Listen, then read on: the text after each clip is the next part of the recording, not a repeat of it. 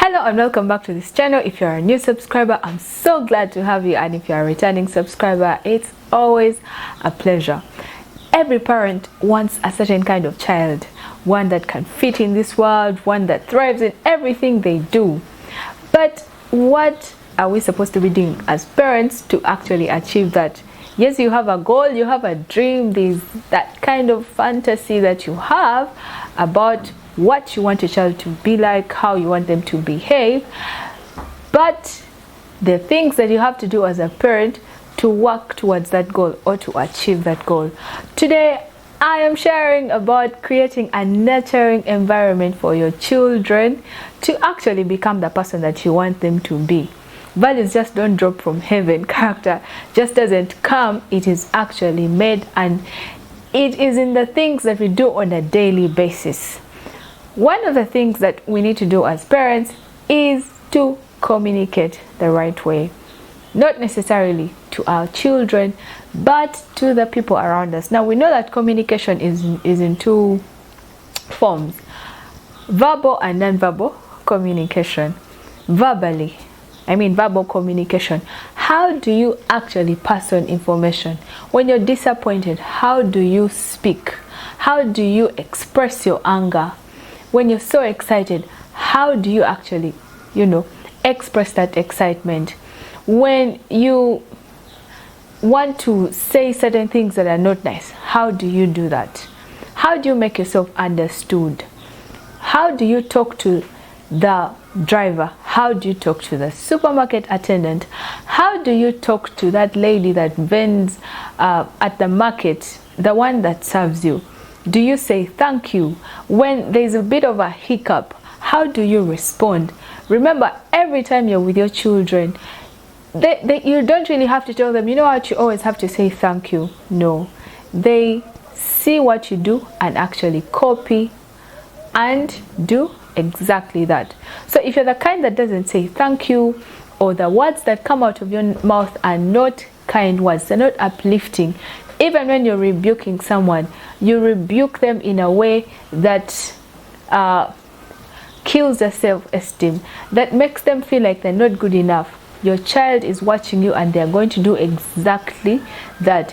If you're the kind that uses the language that is not appropriate, even when you're very angry, your child is watching and they're going to say the same thing.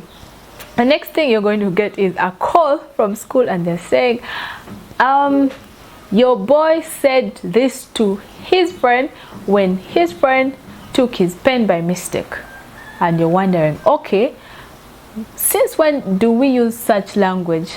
But the thing is, you actually used that word in front of the pump attendant at a petrol station or a fuel station when they made a mistake.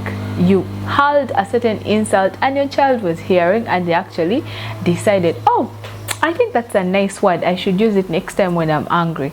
Parents, watch out for the way you communicate. Now, when it comes to non-verbal communication, this is a place where you need to tread carefully. Exactly. How do you react? Sometimes we say we are sorry, but when you're not really sorry. Sometimes we say we try to act like we are kind, but these children actually know that mommy is pretending. Right there, she is pretending. Right there, the way she's looking at this person, the way she is, her entire body language shows that she's disrespecting this person, or she does not value this person who is serving us. She doesn't value the house help. She doesn't value the teacher. You don't have to say it, just the way you respond to them, just the way you look at them, what you say about them. That body language, the vibe that you give, the child is actually reading that vibe. They're probably getting an arrogant vibe, or a vibe of humility, or a vibe of love, or a vibe of hate, a vibe of anger. It all depends. So as a parent, when you are hanging out with your children, when you're talking to the teachers of the school, when you are talking to someone serving you at the supermarket, at the market, at the mall, any place, Your body language. Are you appreciating? Are you uplifting? Are you genuinely thankful? Are you giving feedback in a calm and collected way? These are the things that your children are actually watching out for, and that's the same way they're going to act at school, or when they're having a Sunday school session, you know, with their friends. They will do that. Or the next time they're being served food at a party, they will either say thank you or just give a certain attitude of, you know, this food is disgusting, because that's just how you react around them. So as a parent, your reaction to the everyday happenings of life is actually what your child is going to copy. You are their first role model. The people around them are their role model. Now, it does not only zero down to you as a parent, how you communicate, but also how does the house help communicate? How do the older siblings communicate? How do they behave? How do they react to certain things? How do the neighbors around behave? You know, it's about an environment, a holistic environment. I know that there are things that you can't control, but there are definitely things that you can control, especially in the house. You know that for us in this house, we don't get or have anger outbursts. If you're really angry with someone, go to a certain corner, calm down, then come and talk about something. We don't throw tantrums, you know. We don't use certain language. We treat people with kindness. We share. It's about you creating a nurturing environment on a daily basis for your child to adopt a certain character. If you want your child to be a good time manager, then how about you beginning to be more prompt on time? You know, how about you coming up with a timekeeping challenge in the house? When it comes to getting to school, do you drop your children on time? Do they wake up on time?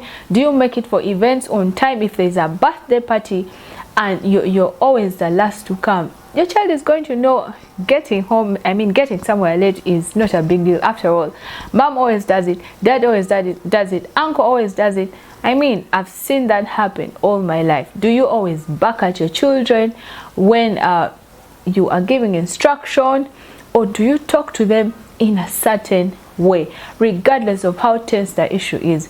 Your child is also going to do the same thing when they are probably leading somewhere or in school. They will back at the teacher, they will back at their fellow students, or, you know, their neighbor in class or the neighbor at home, because that's the normal. Well, that's what I had for you today.